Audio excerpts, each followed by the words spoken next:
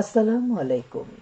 আজ রবিবার 14ই পৌষ, 26শে জামাদিউস-সানি, 29শে ডিসেম্বর।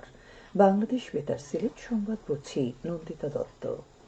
মৎস্য ও প্রাণী সম্পদ মন্ত্রণালয়ের উপদেষ্টা ফরিদা আক্তার বলেছেন, বিগত সরকারের আমলে বিভিন্ন উন্নয়ন প্রকল্পে ব্যাপক দুর্নীতি হয়েছে। অনেক প্রকল্প বাস্তবায়ন না করে অর্থ আত্মসাৎ করা হয়েছে। প্রকল্প অনুমোদনের ক্ষেত্রে ছিল রাজনৈতিক প্রভাব। এইসব দুর্নীতি তদন্ত করে সুষ্ঠু বিচার নিশ্চিত করা হবে। মৎস্য ও প্রাণী সম্পদ মন্ত্রণালয়ে কোনো ধরনের দুর্নীতি বা অব্যবস্থাপনা করতে দেওয়া হবে না। তিনি গতকাল দুপুরে সিলেটের টিলাগড়ে institute of livestock science and টেকনোলজির উদ্বোধন শেষে এসব কথা বলেন। উপদেষ্টা আরও বলেন, সিলেটে প্রতি বছর বন্যার কারণে মানুষের পাশাপাশি পশু পাখিও ব্যাপক ক্ষতির শিকার হয়। এই পরিস্থিতি মোকাবেলায় সরকার বন্যা আক্রান্ত এলাকাগুলোতে বিশেষ শেল্টার হোম তৈরির পরিকল্পনা নিয়েছে। এছাড়া প্রাণীদের জন্য সব ধরনের খাদ্য সরবরাহ নিশ্চিত করার উদ্যোগ নেওয়া হয়েছে। এ ধরনের পদক্ষেপে বন্যা মোকাবেলা সহ প্রাণী সম্পদ রক্ষা সহজ হবে। এ সময় তার সাথে প্রশাসনের ঊর্ধ্বতন কর্মকর্তাগণ উপস্থিত ছিলেন। সচিবালয়ে প্রবেশের সাংবাদিকদের এক্রিডিটেশন কার্ড বাতিলের বিষয়টি শিগগিরই পর্যালোচনা করা হবে বলে জানিয়েছে সরকার। গতকাল প্রধান উপদেষ্টার প্রেস উইং জানায়, সচিবালয়ে ভয়াবহ অগ্নিকাণ্ডের ঘটনার প্রেক্ষিতে প্রশাসনের প্রাণকেন্দ্র সচিবালয়ের নিরাপত্তা বিবেচনায় অন্যান্য সকল বেসরকারি পাসের পাশাপাশি বর্তমান এক্রিডিটেশন কার্ড নিয়ে সাংবাদিকদের প্রবেশও সীমিত করা হয়েছে।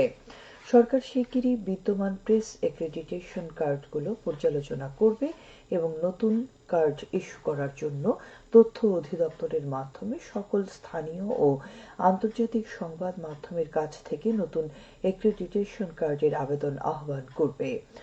নতুন কার্ড ইস্যু হওয়ার পূর্ব পর্যন্ত যেকোনো ইভেন্টের জন্য সাংবাদিকরা সংশ্লিষ্ট মন্ত্রণালয় থেকে নিয়মিত অস্থায়ী অ্যাক্সেস কার্ড পাবেন। হিজড়া জনগোষ্ঠী ও হরিজন সম্প্রদায় পরিবারের মধ্যে কম্বল ও শীতবস্ত্র বিতরণ করা হয়েছে গতকাল মৌলভীবাজারে Kashinath Alauddin school and college মাঠে। প্রধান অতিথি হিসেবে উপস্থিত থেকে এসব সামগ্রী বিতরণ করেন সাবেক সংসদ সদস্য এম নাসির রহমান।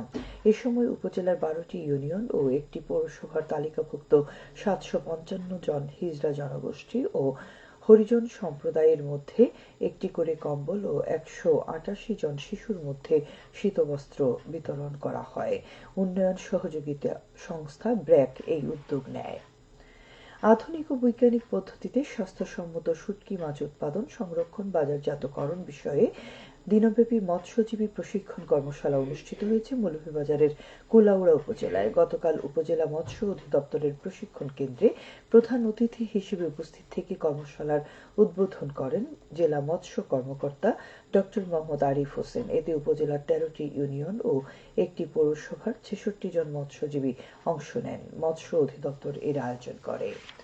সিলেটের বিয়ানীবাজার উপজেলার লাউতা ইউনিয়নের কালীবাড়ি রাস্তার পাকাকরণ কাজ শেষ হয়েছে। এতে ব্যয় হয়েছে প্রায় 1 কোটি টাকা।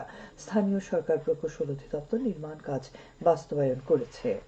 সিলেট ও সুনামগঞ্জের বিভিন্ন সীমান্তে শুল্ক ফাঁকি দিয়ে চোরাই পথে আনা বিপুল পরিমাণ ভারতীয় পণ্য সামগ্রী জব্দ করেছে border guard Bangladesh. BGB 48 battalion Sylhet জেলার সীমান্তবর্তী বিছনাকান্দি, তামাবিল, শ্রীপুর, প্রতাপপুর, পান্তুমাই এবং কালাসাদেক বিওপির জওয়ানরা পৃথক অভিযান চালিয়ে ভারত থেকে চোরাই পথে আসা বিপুল পরিমাণ চিনি, কমলা, সুপারি, মহিষ, বিভিন্ন ধরনের বস্ত্র, বিভিন্ন প্রসাধনী এবং বাংলাদেশ থেকে পাচারকালে বিপুল পরিমাণ রসুন, শিং মাছ ও চোরাচালানি মালামাল পরিবহনে ব্যবহৃত ট্রাক্টর ও পিকআপ জব্দ করে। জব্দ মালামালের মূল্য প্রায় 1,13 লাখ টাকা। মুগ্ধতা ছড়াচ্ছে সিলেটের জৈন্তাপুর উপজেলার লাল শাপলার রাজ্য ডিবির হাওর। বাংলাদেশ ভারতের সীমান্তবর্তী মেঘালয় পাহাড়ের পাদদেশে অবস্থিত স্থানটি পর্যটকদের কাছে আকর্ষণীয় স্থানে পরিণত হয়েছে। প্রতিদিন কুয়াশা ঢাকা ভোরে ছুটছেন পর্যটকরা। সীমান্তবর্তী মেঘালয়ের সবুজ পাহাড়ের পাদদেশে ডিবি বিল, ইয়াম বিল, হরফকাট বিল, কেন্দ্রি বিল সহ 900 একর জায়গায় এই লাল শাপলার রাজ্য। পর্যটকদের জন্য গঠন করা হয়েছে সুরক্ষা কমিটি। এবার শুনুন কৃষি সংবাদ। চলতি মৌসুমে সুনামগঞ্জে আমন ধানের বাম্পার ফলন হয়েছে। ভালো ফলনে কৃষকরা খুব খুশি। আমন ধানের ভালো ফলন হওয়ায় বোরো ধান চাষে আগ্রহ বেড়েছে কৃষকদের। কৃষি সম্প্রসারণ অধিদপ্তর জানায়, জেলায় 4 লাখ কৃষক পরিবার রয়েছে। এর মধ্যে প্রায় 2 লাখ কৃষক আমন ধান চাষাবাদ করেন। সবশেষে